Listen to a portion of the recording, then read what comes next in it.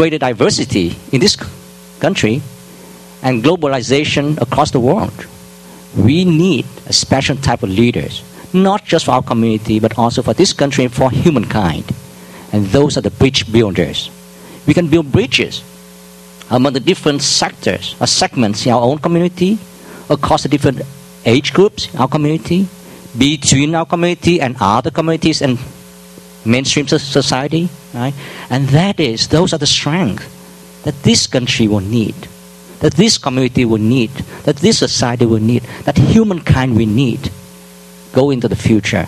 And we have those strengths. So if we know how to capitalize on those strengths, we can cultivate leaders not only for our community, but for the world. So that is, again, I'm a dreamer. And we can achieve that if we know how to build our strength. And then second, if we know how to connect all these people, these great leaders of the future together. And that is a great and powerful network of leaders there. So that is basically the design of the 505 Years Leadership Development Program. And I've been working with LEAP, Leadership Education for Asian Pacific, and Vu Le had been through that training. And I look at LEAP program, I pointed out to JD that, you are not training true leaders here, JD. JD is the ED. You're training managers. And he tended to agree with that. And you are not training leaders who are bicultural. They are bridge builders between one culture and another culture. And therefore, if we want to train and develop those leaders, the leadership training program needs to be culture specific. It cannot be one size fits all. And therefore, for the past year, JD, LEAP, and BPSOS, JD and I, we've been working on developing a totally new curriculum just for that purpose. And it will work this way.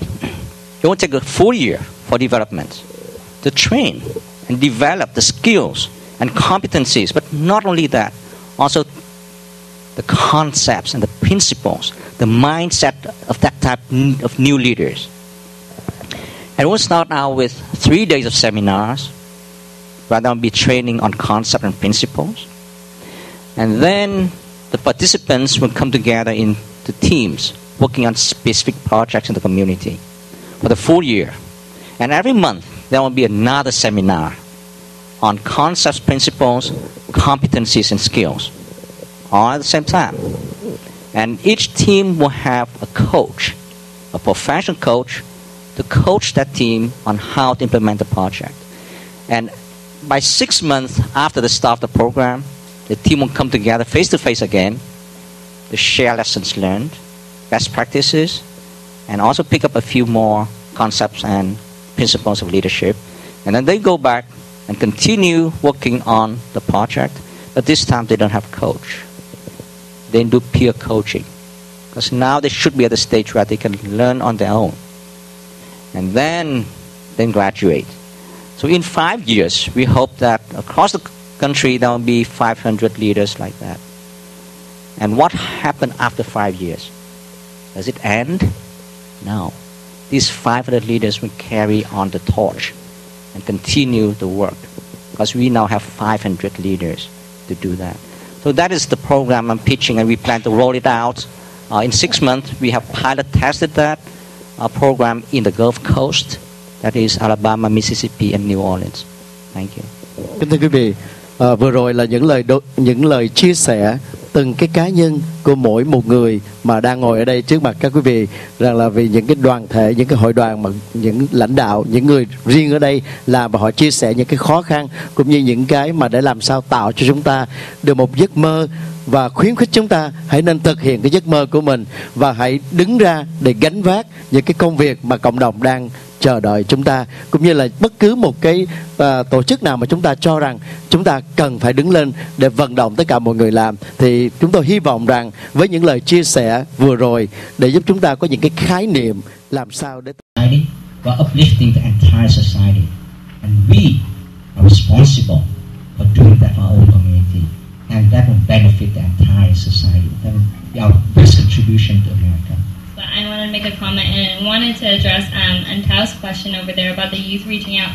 And I truly mean it when I say I'm so excited and proud to see my, young Vietnamese brothers and sisters out here come out today on a sunny, beautiful Saturday day doing, you could be doing who knows what out there in the sun. But you guys are here listening to panelists, and it makes me really proud. I truly am proud.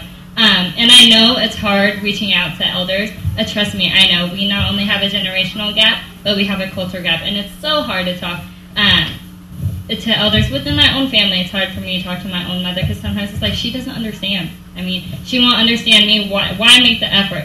But think about this. In 30 or 40 years, your parents won't be here anymore. Your grandparents won't be here anymore. They are our foundation, our rock of our culture. Many of us here, be honest, we don't know how to speak Vietnamese. By the time we have kids, they're not going to know how to speak Vietnamese if their parents don't know how to speak Vietnamese. Come on, let's be realistic. And what I want to reiterate is, although it's hard, you have to think about that and let go of that and overcome that obstacle. When Vietnamese elders see me speak Vietnamese, they just stare at me. And they'd be like, trời ơi, con biết nói tiếng Việt hả? And they're like, yeah, and they'd be like, trời ơi, cô chú rất là hân nhiệt, nghe được con nói tiếng Việt. And they are so proud. Even if you're not fluent, you try, and have some like, they're proud. Trust me, they're proud, and I know. And a lot of times, I stand up here and I seem very confident speaking Vietnamese. It's a hard obstacle to breach. But when you reach out there and you try, they know, they care, and it only makes our community stronger. So don't be afraid. The first step, seeing all you guys here, and I can't emphasize enough, I'm so happy to see it happen. And continue to take steps like this, and I'll be by your side. Thank you very much.